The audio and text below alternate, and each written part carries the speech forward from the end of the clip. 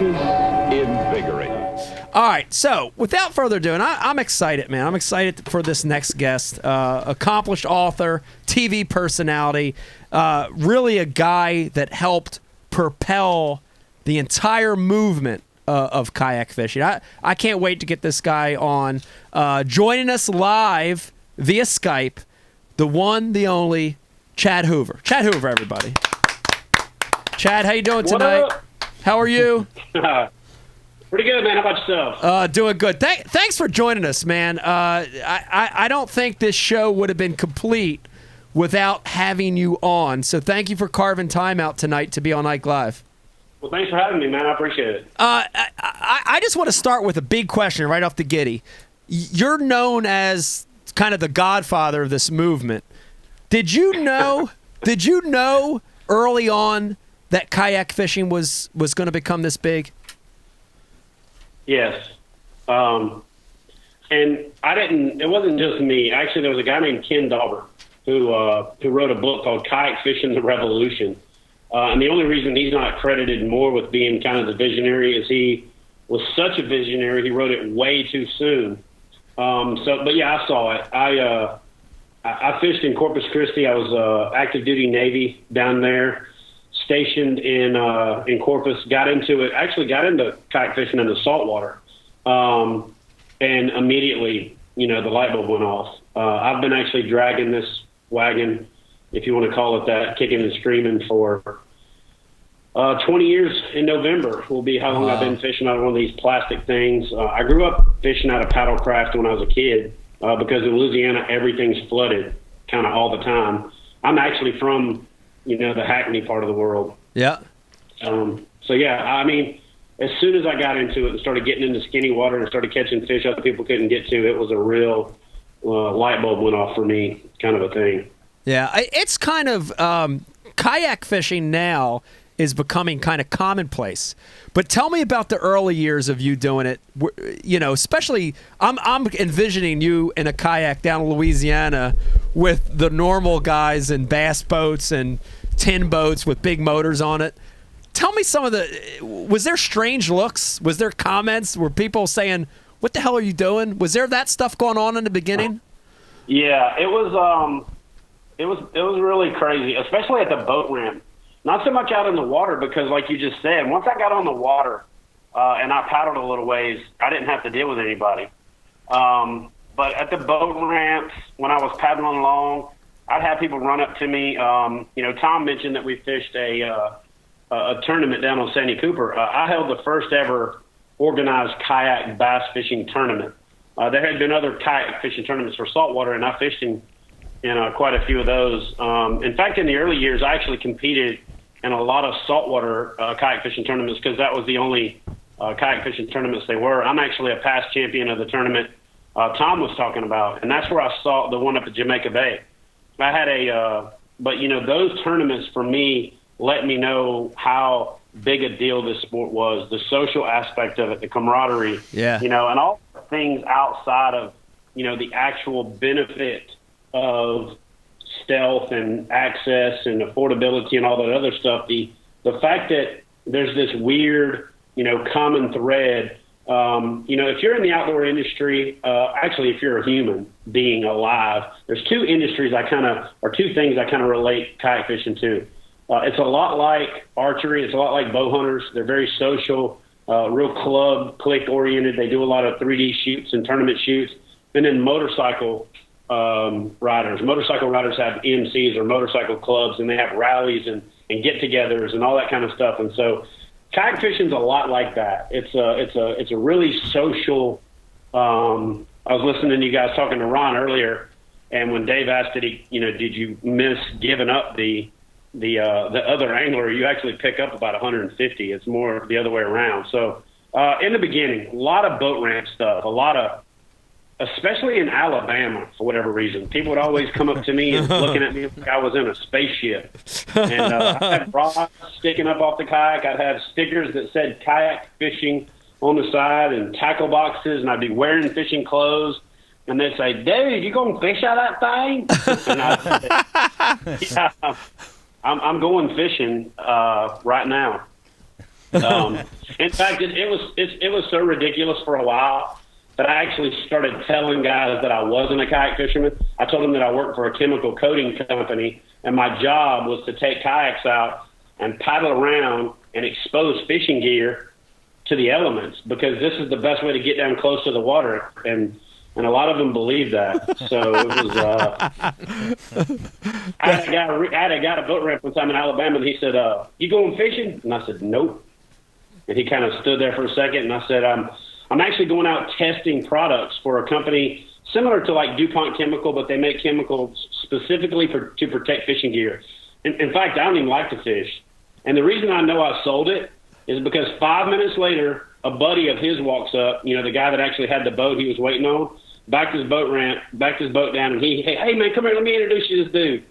Check this out.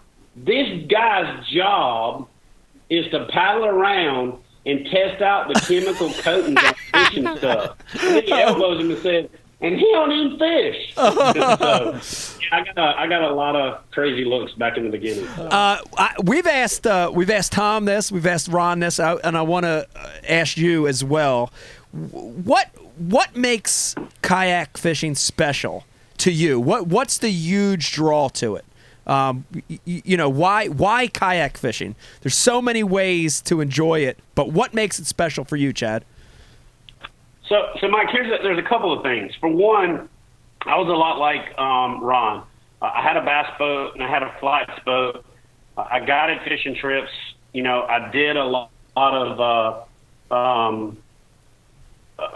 stuff in boats. I grew up in pirogues and canoes and little pond hoppers and john boats and things like that. When I got into a kayak, I had a flats boat and a bass boat. I was not a very good bass boat, but a pretty decent flats boat down in Corpus Christi. And I would put the kayak on there to mothership the boat out, or to mothership the kayak out, to get into skinny water looking for redfish. And it got to the point where I would just throw the kayak in my truck to take it to work and wouldn't even take the boat.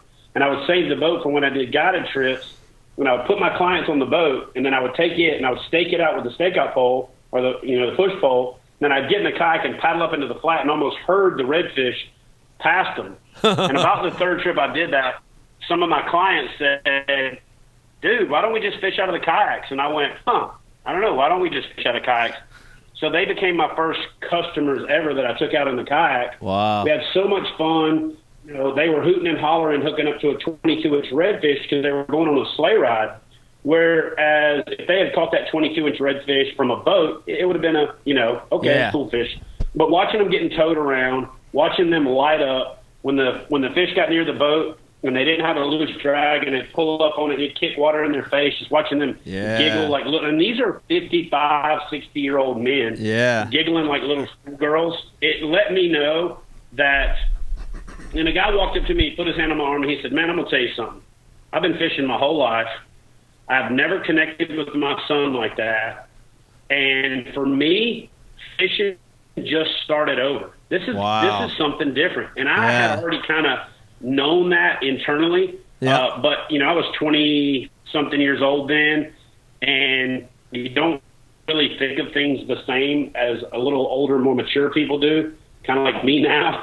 I was thinking of it more from a results-oriented standpoint. Yeah. I said it in the book. I say it in seminars. It's not a gimmick. Fishing for me any other way is like fishing in black and white, and fishing for me from a kayak is like fishing in color.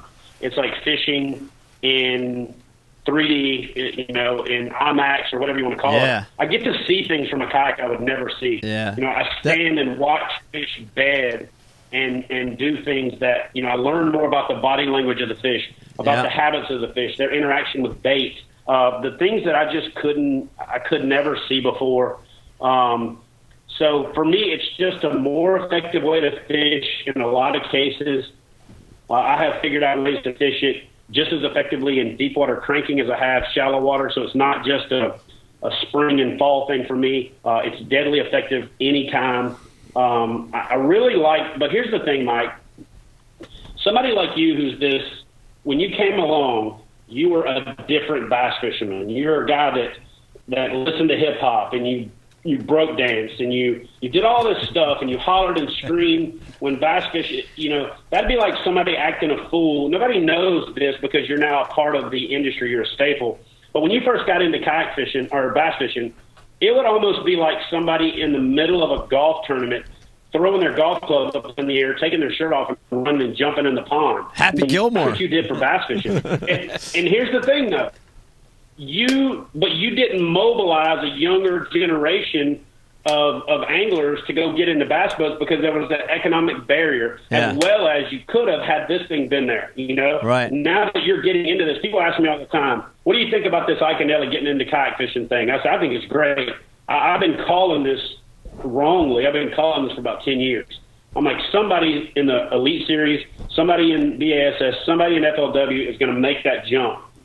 And people have said, but man, you're like the dude in bass fishing, so once one of them does it, you're not going to be the man anymore. I don't care about any of that. I care about growing the sport, and not the sport of kayak fishing. People hear me say that all the time and think I mean just kayak fishing.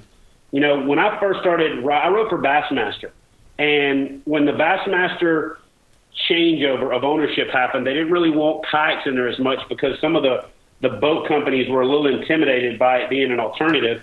I don't think of it as an alternative. It's a gateway.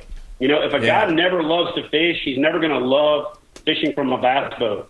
And I think we're making more anglers now because of the ease of access. I got a little 10-year-old kid in my neighborhood that started his own YouTube channel because he can fish from a kayak. Yeah. And you might, getting into this and doing what you do and relating to that younger generation, you can get the flat brimmers that I can't get.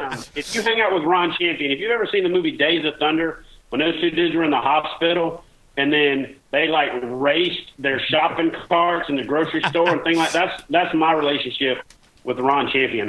We split a hotel room if we're fishing a tournament that I can actually fish in. I just got back started doing the competitive thing myself because I own the tournament trail, so I couldn't really fish it. So I'm glad that there's other tournaments popping up, that there's other things that are starting to happen with the industry. I don't, begrudge anybody for trying to have some success in it. I think the more success and the more events that there are out there, the more it says that this sport has arrived. Yeah. I love fishing from a kayak. I love bass fishing. I love saltwater fishing. For me, though, the thing that's always been the most relatable is being in some backwoods water, slough, backwater pocket, someplace just waiting on the world to come alive, or stressing the sun going down because you got to drag the kayak through the woods a mile and a half and there's gators everywhere. That's just my reel. That's what I relate to. Yeah. And Mike, if for whatever you called me, whatever credit you give me, I'm gonna tell you this: from one kayak angler, from one fisherman to another, I'll welcome you to the sport, brother. Wow, thank you.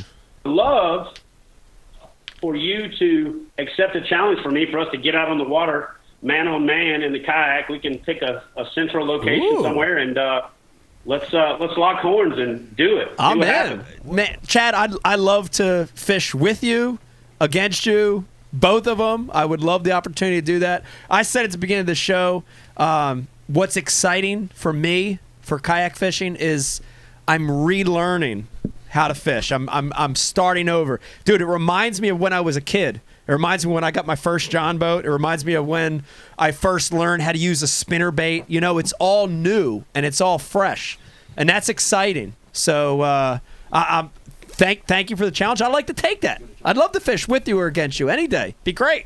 Be awesome. How about both, man? Let's do it. I like it. Chad, thanks for coming on the show tonight, and we wish you all the best in the world. And next time I see you, we'll probably be fishing against each other on the water. All right, brother. Absolutely. Hey, Mike, listen, all the guys from kayak fishing, I threw out there, what would you like me to ask Mike? What things would you like me to say? And there is a guy in kayak fishing that is kind of like us. He's you either love him or hate him kind of guy. His name is Drew Gregory, and I was told that Drew Gregory wanted me to send you a special message to say thanks for coming into the sport of kayak fishing. So he wasn't the smallest famous kayak fisherman anymore. That's awesome. I like that. All right, Chad Hoover, everybody. Thanks, Chad. All right, man. Thank you. Hot, hearty, delicious.